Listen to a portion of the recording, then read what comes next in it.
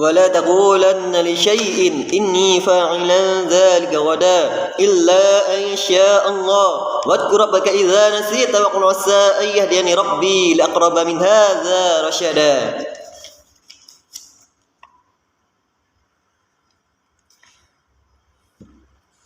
ولا تقولن لشيء إني فاعل ذلك غدا إلا أن يشاء الله واذكر ربك إذا نسيت وقل عسى أن يهديني ربي لأقرب من هذا رشدا.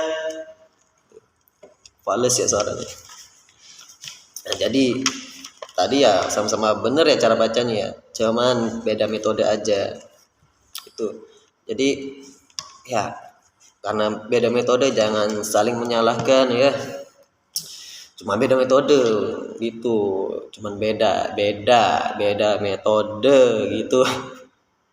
Tentang beda metode jadi nyalahkan metode yang lain ya. Kalau mau nyalahin bacaan orang ya pakailah kata-kata yang bagusan dikit, jangan kata-kata seolah-olah paling benar sendiri. Jangan merasa seolah-olah paling benar sendiri.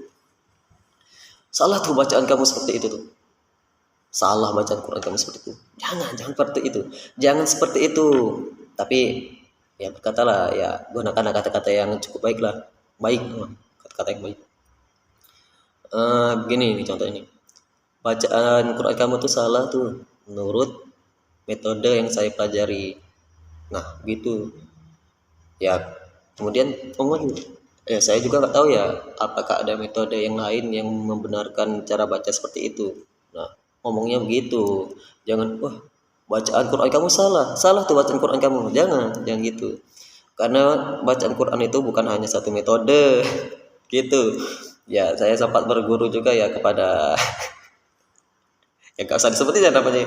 Jadi kata beliau tuh bacaan Quran tuh ya harus seperti ini. Misalnya nih contohnya seperti ini nih. Bismillahirrahmanirrahim.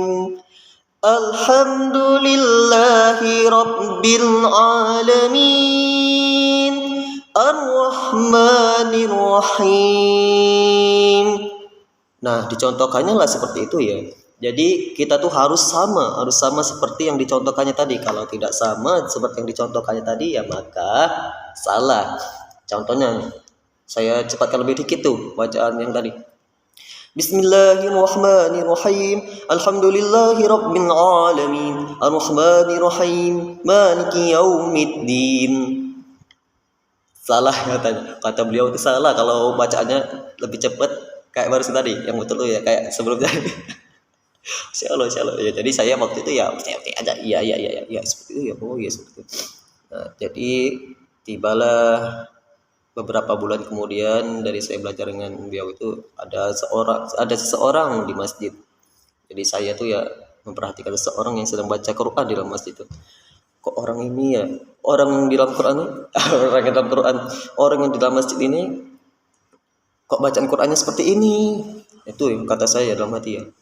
Kok begini nih orang ini bacaan Qurannya, salah nih orang nih bacaan Qurannya nih. Ya menurut guru saya yang di situ ya namanya ini katanya salah kalau bacaan Quran seperti itu. Dan saya simak itu bacaan orang yang lagi baca Quran di masjid. Nah saya simak itu orang itu ya, ada seseorang itu. Wah nggak bener nih orang nih bacaan Qurannya nih seperti itu. Ya karena beda metode yang dia baca itu beda dengan metode yang saya pelajari.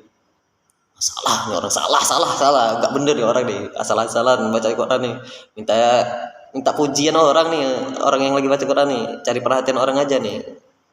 Saya nyangkanya gitu. Astagfirullah. Nah jadi ya banyak istighfar ya, karena bukan hanya satu metode ya. Gara-gara satu metode yang baru dipelajari jadi menyalahkan metode orang lain. Jangan. Ada banyak metode Quran ternyata. Ya jadi saya waktu pertama kali belajar tuh metode Quran tuh ya metode Quran nyalahin bacaan orang malah jatuhnya. Ya mungkin ya guru saya yang sebelumnya tuh ya taunya cuma metode itu aja. Mungkin saja ya guru saya yang saat itu ya memang berkonsep ya apa yang beda dengan metode yang dia pahami salah gitu. Padahal ya ada metode-metode yang lain gitu yang sama benarnya.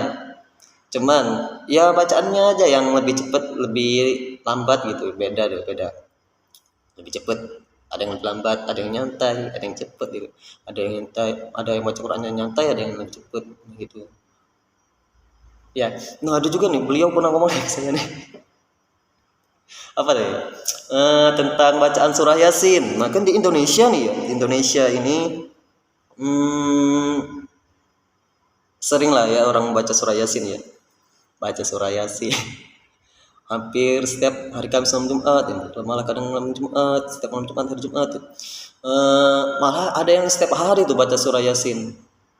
Nah itu yang menurut guru saya yang itu ya namanya nggak usah saya sebutin ya, kalau baca Quran surah Yasin kalau selesainya lebih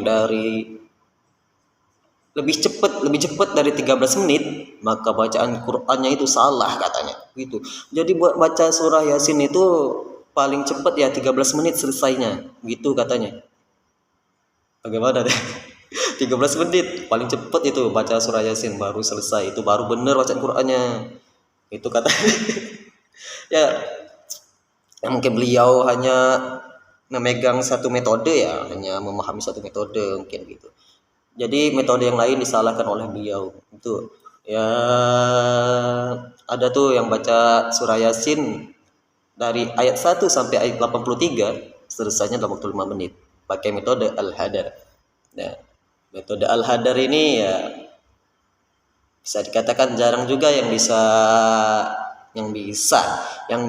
membaca Quran pakai metode Al-Hadar ya, jarang ya. Biasanya ya orang-orang dari pondok pesantren tuh, seperti orang yang saya ceritakan baru tadi.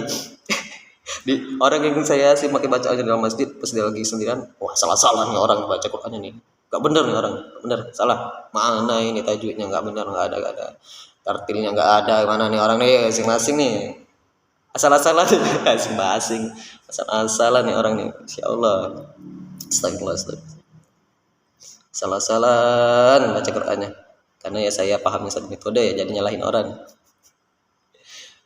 Kemudian setelah dari kejadian itu 1 bulan atau 2 bulan kemudiannya ya, jadi masuklah tuh di bulan Ramadan. Nah di bulan Ramadan itu di masjid itu, ya tepatnya di masjid ini ya, saya lagi di masjid nih. Jadi orang yang sebelumnya bacaan Qur'annya itu cepet amat ya, gila cepat amat, tidak sesuai dengan metode yang saya pelajari, salah kalau menurut metode yang saya pelajari itu. Jadi pas tadarusan, kok orang yang asal-asalan kemarin ya bacaannya jadi seperti ini, kok bagus, malah lebih bagus dari saya gitu. Malah saya minder, malah jatuh dengar bacaan orang itu yang tadinya beberapa bulan yang lalu asal-asalan orangnya. Tapi ya dari pasangan nih pas sama di bulan Ramadan itu, beliau tuh ternyata bukan salah bacaan yang sebelumnya, memang ada metodenya tuh banyak baca Quran tuh ya. Jadi ya kalau lagi sendirian beliau tuh yang pakai metode Al-Hadar lebih cepet gitu. Jadi beliau pernah juga tuh beberapa hari yang lalu saya tanya ya, kan kalau ulama-ulama zaman dahulu ya, ulama-ulama zaman dahulu tuh dalam waktu 1 hari 1 malam bisa khatam Quran dari surah Al-Fatihah sampai An-Nas, seluruh ayat Quran dibaca tuh kalau ulama zaman dulu dalam waktu 1 hari 1 malam.